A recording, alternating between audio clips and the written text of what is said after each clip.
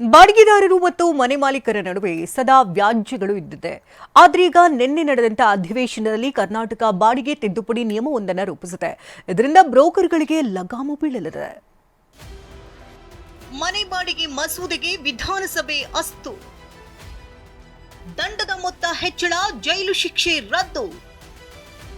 ಮನೆ ಬ್ರೋಕರ್ಗಳಿಗೂ ಇನ್ಮುಂದೆ ಲಗಾಮು.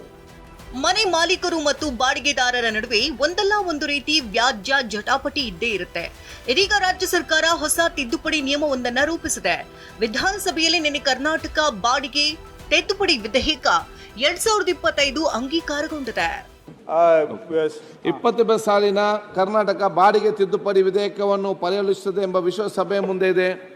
ಪ್ರಸ್ತಾವದ ಪರವಾಗಿರುವ ಹೌದು ಎಂದು ಸೂಚಿಸಬೇಕು, ಪ್ರಸ್ತಾವದ ವಿರೋಧವಾಗಿರಲ್ಲ ಎಂದು ಸೂಚಿಸಬೇಕು. ಪ್ರಸ್ತಾವ ಹೌದು ಪರವಾಗಿದೆ ಎಂದು ಭಾವಿಸುತ್ತೇನೆ. ಪ್ರಸ್ತಾವ ಹೌದು ಪರವಾಗಿದೆ.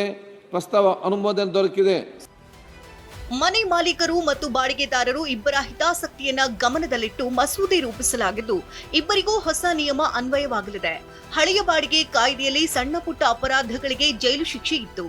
ಆದ್ರೀಗ ಹೊಸ ತಿದ್ದುಪಡಿ ಮಸೂದೆಯಲ್ಲಿ ಜೈಲು ಶಿಕ್ಷೆಯನ್ನ ತೆಗೆದುಹಾಕಲಾಗಿದೆ. ಬಾಡಿಗೆದಾರರು ಮತ್ತು ಮಾಲೀಕರು ಇಬ್ಬರೂ ನಿಯಮ ಉಲ್ಲಂಘಿಸುವಂತಿಲ್ಲ.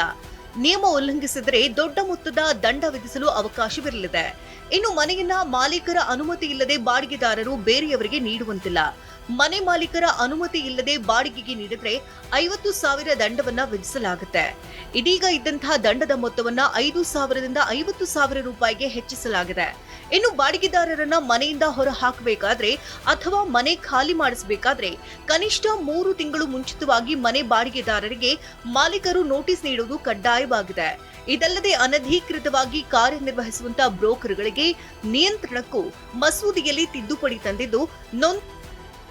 Bureau report, TV9.